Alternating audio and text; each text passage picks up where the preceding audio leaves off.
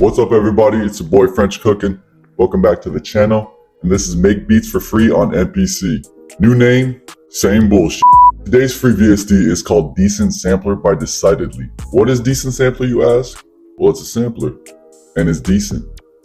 A sampler is essentially used by, creators and collaborators and musicians to sample live instruments, usually live instruments, but you can sample pretty much anything, and then load them into this plugin. That being said, there are plenty of websites that you can visit to download sample packs for DecentSampler. My favorite one is Piano Book. It's got a whole bunch of stuff. They're very highly rated. They sound amazing. Go check it out.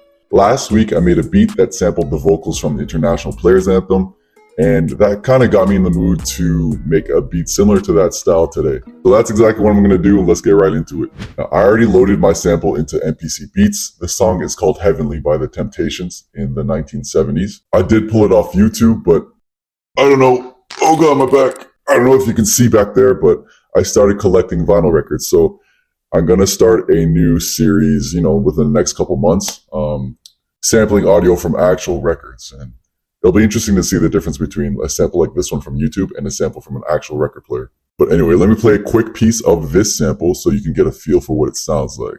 Just pull that like here.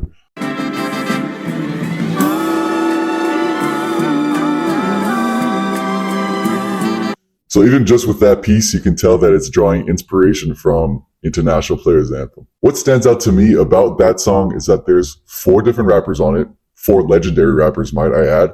Each one has their own verse, and each verse is a slightly different variation of the sample. So with that in mind, I'm going to try to extract multiple pieces of the sample that I have here to achieve kind of the same goal that they did for their beat. To make my life easier chopping this up, I'm going to be extracting pieces of the sample that are 8 beats long at a time. So for example, if I move the beginning marker up to the beginning of the sample, which is right here, I'm going to be counting 8 beats. So watch. 1, 2, 3, 4. 1, 2, 3, 4. Boom. That's where I want my extracted piece of the sample to stop. So I'm going to zoom out, take my red marker, and go to the end point that I counted out, which was approximately right here. Clean that up a bit. And I'm going to extract that, do it. And now I have a piece of the sample to work with. Let me just take off the beginning part right here, clean it up a bit, discard. And now when I go to time stretch the sample, I know that it's going to be 8 beats. So I don't even have to change that. Actually, I do because I want to work in double time. So I'm going to multiply that by 2 to 16. And right now it's at 167.96. I'm going to bring it down to 160. So it's closer to the tempo of Intl Players Anthem. When it comes to pitching the sample up or down, I like to play around with this tune function here just to quickly figure out what my ear prefers. So let's say I just want to go up by 1 semitone. I already kind of like the way that sounds better. Maybe that's just because my ears are refreshed, but it is what it is. And now I can pitch it up by 1 semitone. And then the other thing that I like about extracting pieces of the sample 8 beats at a time is that when I go to chop, I can chop by regions, bring it down to 8, and I know I'm going to have exactly 8 beats. Now, all you keen-eyed observers might notice that they're not exactly where the threshold is, and that's expected, right? Because these are live instruments, not always going to be played on time. Sometimes even throughout the sample, the tempo will speed up or slow down, and you don't even notice it. So there is some cleaning up to do, but it's not going to be too arduous because I'm just dealing with 8 chops. Okay, so I extracted all the slices that I wanted and I put them all into the same program. Maybe that's not ideal, but I like having everything in the same place and I could play whatever chops I want to play just in this one program.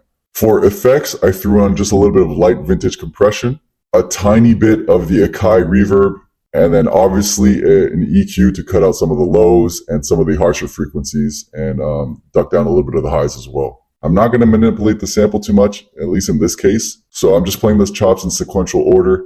Over here, I have a little bit of a change up, but for the most part, for the rest of the beat, I'm just going to play the chops in order, like I showed you.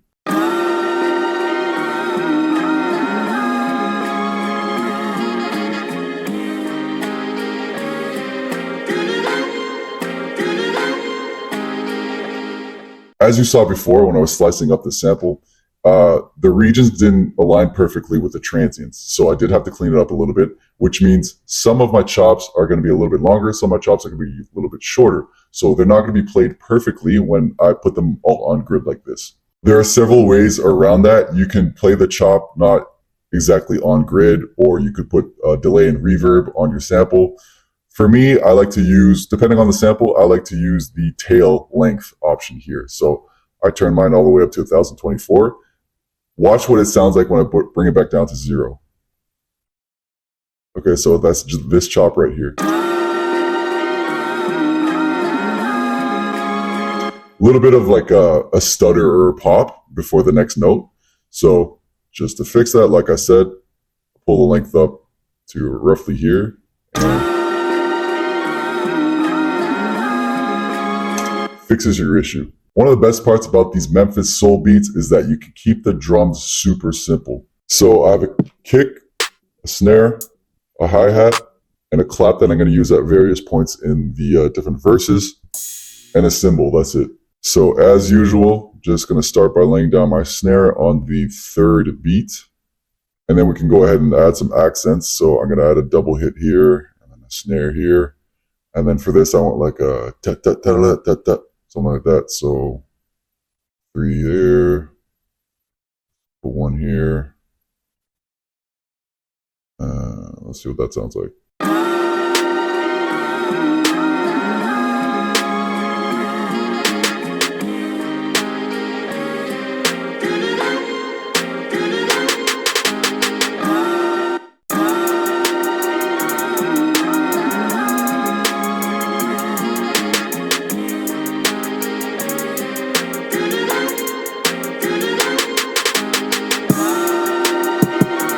Now I'm going to use our DecentSampler plugin for the bass line.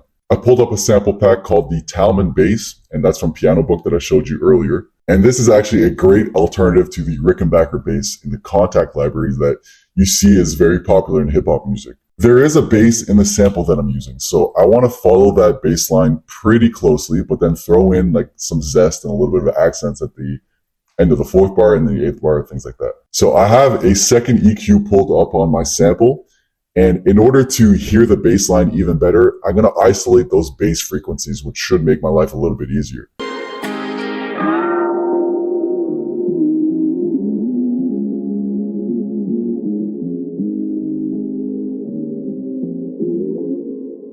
So if you have headphones in or a device with really good bass in it, you can hear it a lot more clearly. It goes doom, doom, doom, doom, doom. So that's essentially what I'm going to do for my bass line.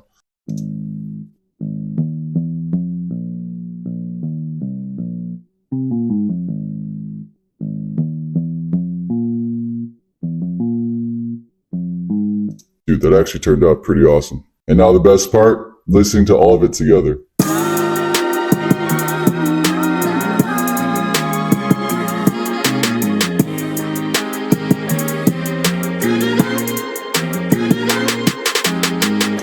Look at that, man. I only used 3 tracks and I have pretty much a full beat waiting for me to arrange. There's no excuses, man. With a little bit of creativity and a lot of patience to chop everything correctly, you can make something really beautiful. So as I was mentioning earlier, I'm going to arrange this into maybe 2 or 3 different verses with different variations of the sample, throw it all together, and I'm going to show you at the end of the video. It's kind of getting a little cloudy outside, which is a little dark and depressing, so that's my cue to leave and end this video.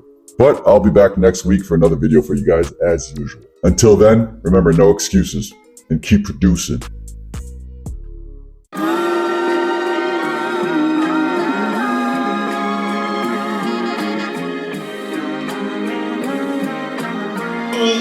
This is Facebook.